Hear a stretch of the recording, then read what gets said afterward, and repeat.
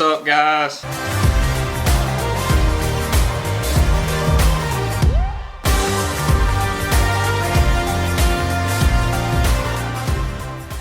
Stop number 2 of the Bassmaster Elite Series in the 2021 season at Fort Loudon Tellico, Knoxville, Tennessee.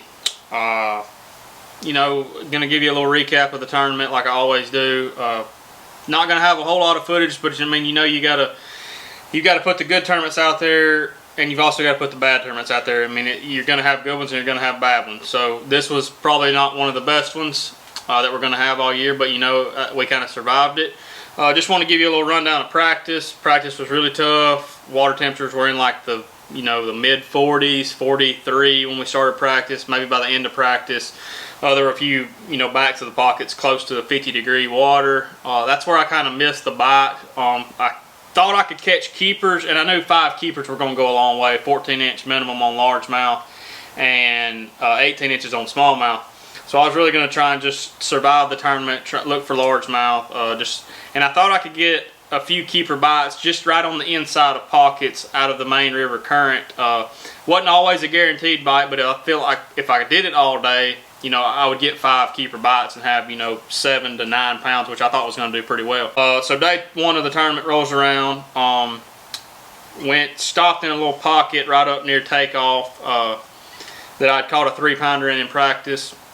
I actually caught a keeper there within the first 30 minutes, so I thought the day was going to go pretty good, and it got really tough. I literally scrapped everything I had and ran all the way down to the lower end of the lake and started throwing a flat-sided crankbait, and caught a keeper and then caught another keeper. So that gave me 3 keepers for the day.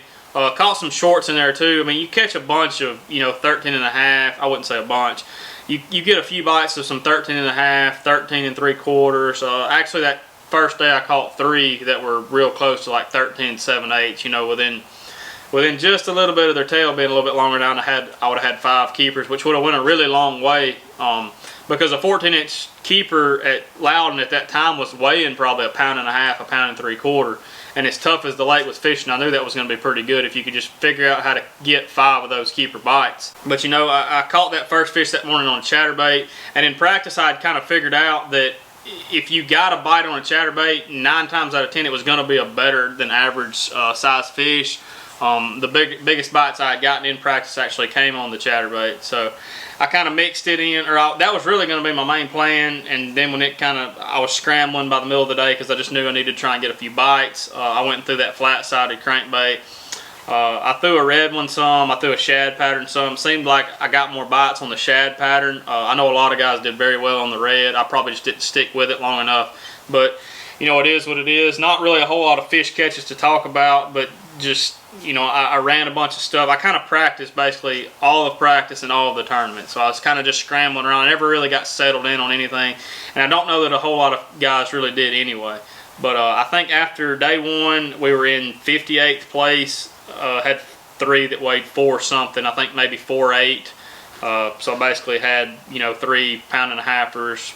I really probably had one closer to 1 3/4, whatever, it doesn't really matter.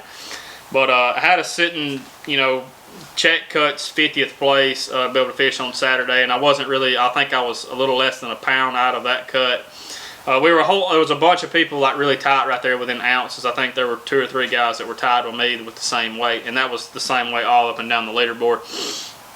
But kind of what I was expecting for day 1. Hoped I'd gotten a few more bites. Just the bad luck about it was the couple other bites I got that were close to being keepers could have been 14 and a half to 15 and a half inches just as easily. So, I mean, I knew I was going to have to change it up on day 2 and get a few more bites, maybe go to a different area, do something a little bit different. However, we were going to have a big weather change. A lot of rain was going to be coming in. I figured the fish were going to bite a little bit better. Again, not thrilled with where I ended up on day 1 in 58th place. Not in a bad place, not in a great place, but still easily within distance of making the cut.